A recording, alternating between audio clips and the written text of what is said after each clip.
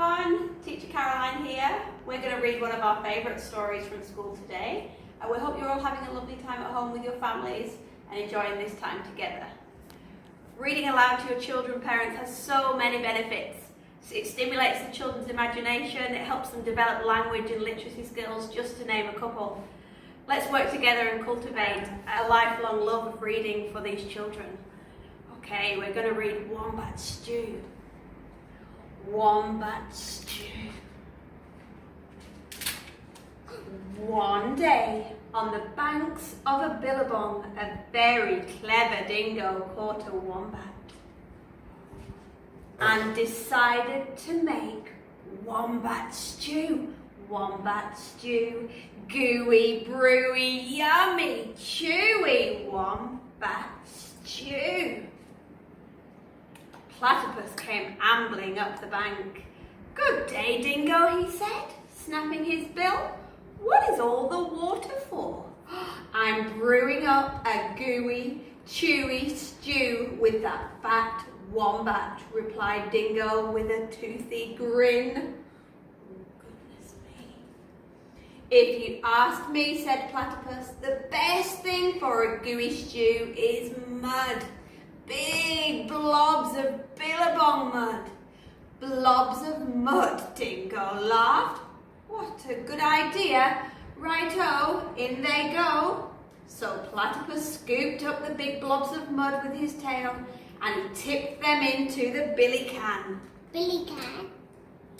Around the bubbling billy danced the dingo and he sang, "Wombat stew, wombat stew, gooey, brewy, yummy, chewy, wombat stew."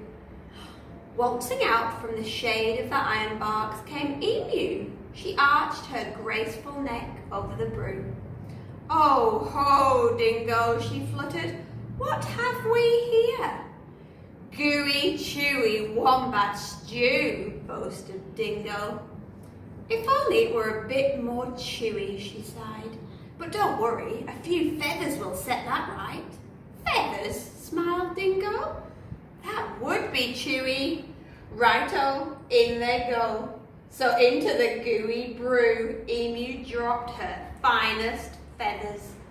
Around and around the bubbling billy, the dingo danced and sang, "Wombat stew, crunchy munchy for my lunchy, wombat stew."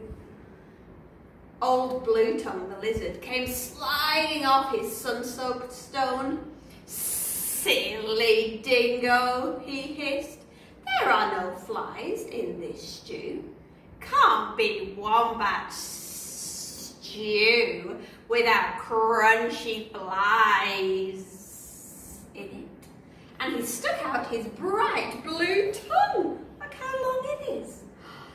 "There are a lot to be said for flies," agreed Dingo, rubbing his paws together. Righto, in they go. So the lizard snapped 100 flies from the air with his long tongue and he flipped them in the gooey, chewy stew. Around and around and around the bubbling billy danced the dingo and he sang, "Wombat stew, crunchy munchy for my lunchy, wombat stew." Up through the red dust popped Echidna. "Wait a bit, not so fast," he bristled, shaking the red dust from his quills.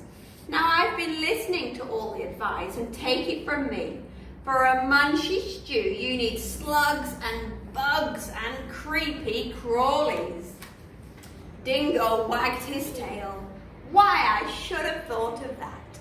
Righto, in they go.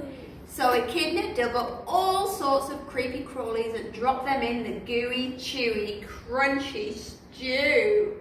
Oh my goodness, look at them all.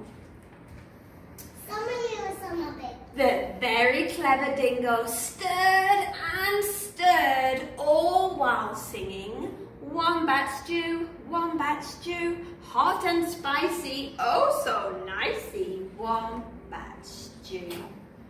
Just then the sleepy-eyed koala climbed down the scribbly gum tree. "Look here," he yawned. Any bush cook knows you can't make a spicy stew without gum nuts. Leave it to the koala to think of gum nuts. Dingo laughed and he licked his whiskers. Righto, in they go. And into the gooey, chewy, crunchy, munchy stew, Koala shook lots and lots of gum nuts. Aha! Cried Dingo. Now my stew is missing only one thing. What's that? Asked the animals. The fat wombat. Oh no. Wait, stop, hang on, Dingo. You can't put the wombat in the stew yet. Why not? You haven't tasted it. Righto, I'll taste it. And that very clever Dingo bent over the billy and took a great big slurp of stew. Oh, I'm poisoned, he howled. You all tricked me. And he dashed away deep into the bush, never to be seen again. Bye.